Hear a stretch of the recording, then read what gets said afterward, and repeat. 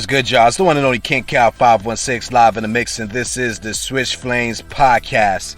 Listen here, I'm here to declare my opinion.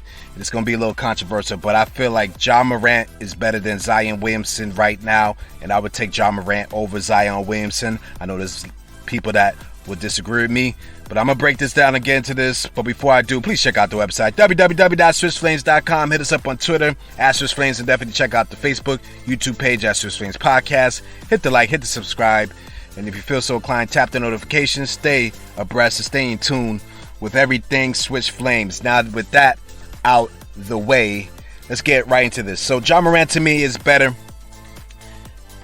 at this time than Zion Williamson. Now, with all due respect to Zion, he has yet to play this season. He's been hurt. But I'm looking at Ja Morant and his progress in the league.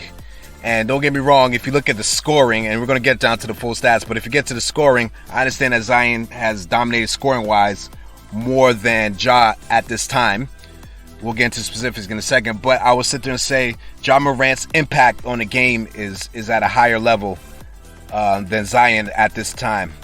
You know what I mean? And I truly believe with Ja Morant helping this team get into the playoffs by beating Steph Curry and the Golden State Warriors in the play-in and getting them to the playoffs, I believe that catapulted him and his confidence even through the roof, through another level this season. We're seeing it so far this season.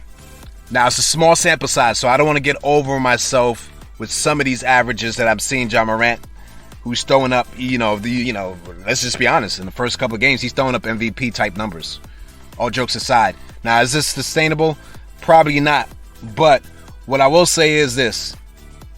With his confidence skyrocketing through the roof, he's going to improve a lot. His confidence in the shot seems, and this is the one knock of Ja Morant, his three-point shooting has been a little suspect. It's been below league average. He reminds a lot of people of early Derrick Rose, early Russell Westbrook, a super athletic, freak of nature kind of point guard who can get to the rim and do all kinds of impressive finishing at the rim for their size. And so he reminds a lot of people of those kind of players. Now, the thing about those two players that changed over the course of time was Derrick Rose, because of his injuries, had to change his game up a little bit and started relying a little bit more on getting his shot better.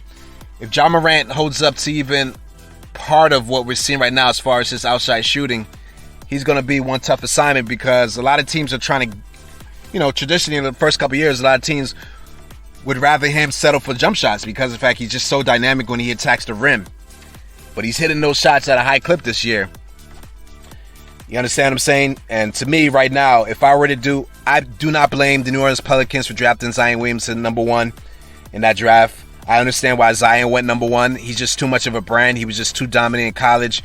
You know what I'm saying? He was just a money-making machine. And the situation with the Pelicans coming off AD, you had to go with the sure thing. So Zion, you know what I'm saying, he's doing well and he's living up to expectations. The only thing with Zion has been an issue at hand is so far has just been his health. Right? And so if you look at these guys' statistics, Ja Morant, his best scoring season so far in the first two seasons was 19 points, which he averaged last year. Zion last year averaged 27. So as far as that goes, it's not even close when it comes to the points, right? In the first two seasons, Zion obviously is going to have a high field goal percentage. You know what I mean? Zion doesn't shoot the three ball. Neither one of these guys shoot the three ball pretty well. Zion obviously is going to average more rebounds. You know what I'm saying? He's just a bigger dude, right? Ja's obviously going to average more assists, right? So this season, here's where I think Ja Morant is going to catch up to Zion, because I actually believe whenever Zion comes back and whatever he averages, I believe both guys will be around the same ballpark of scoring. Ja Morant right now is averaging 35 points a game. Now, I do not think, this is, like I said, small sample size. I do not think he's going to average 35. I don't even think Ja Morant's going to average 30 this season. I do think some of these stats will start to go down. But what I do think is, from his 19-point average, I do believe Ja Morant is going to average at least 25 points this year. So I think it's going to drop at least 10 points from where it's at right now. But I think Ja Morant is due to average 25 points per game. And I think Ja Morant is going to be a high contender to make the All-Star game, right?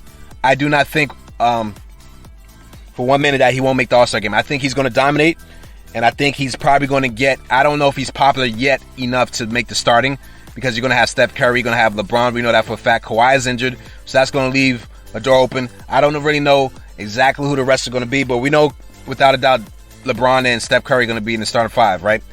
For the West. We'll see how it all unfolds, but Ja Morant, maybe Dame Lillard, you know what I'm saying? But and Luka, or maybe Luka. Luka probably will, you know. So he has some stiff competition, but I think if he continues to pound away like he has so far in the start of the season, I think, you know, where he might not get the fans to vote him in, I think the coaches probably will vote him in.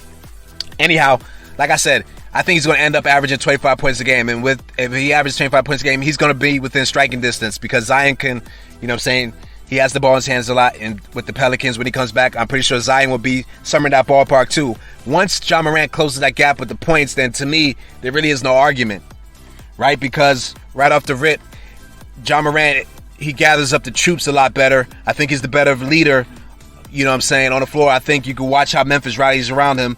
And one thing I do like, he highly takes accountability. We seen him last night versus the Los Angeles Lakers. He drops 40, with 10 assists, 40 points with 10 assists. And he had a chance to tie the game to make three free throws. He hits the first shoot and misses the third one. And immediately right after the game, he tweets,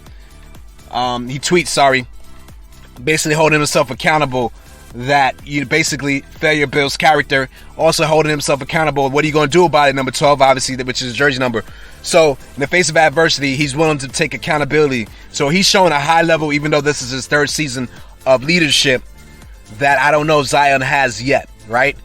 All we hear is leaks coming out that Zion is not really happy with the Pelicans. So that situation is a little bit more of a mess, right? We know that, once again, Ja Morant has the advantage. He's taken his team to the playoffs already. Zion has not. And so if you look back, I understand, once again, Zion is so box office. I understand at the time the Pelicans had to choose Zion Williamson. But if you could do that draft one more time, if I was the Pelicans management, knowing what I know now, having the information I have now, I would have selected Ja Morant, which would have not been the popular choice. And Memphis, I would have at that point you would choose Zion Williamson if you could do that draft, because right now, hands down, I'm picking Ja Morant, right? So he's off to a tremendous start right now, 44% from the three-point line. Once again, he's not a great three-point shooter. You know what I'm saying? He's been around 30%. Last year he was around 31%, 30%. The year before he was around 33%. So he's been below league average. So once again, I don't know if this is going to be sustainable, but I think he can hit league average 35%. I think Ja Morant probably will end up between 35 to 37% this year. It looks like he's got a lot more confidence in the shot. It looks like he's worked on the shot. It looks like the shot has improved. Once again, we'll see as the season progresses. We'll get a better idea as he gets more shots up. Anyhow, let me know what you guys think. Do you agree with me? Do you believe Ja Morant is better than Zion Williamson? Maybe you believe Zion is still better than Ja Morant. Let me know what you think. Hit me up in the comments. Hit the like, hit the subscribe. Definitely appreciate you guys and your support. Hit the Cash App if you feel so inclined to donate. $KingCal516. With that said, till next time, peace.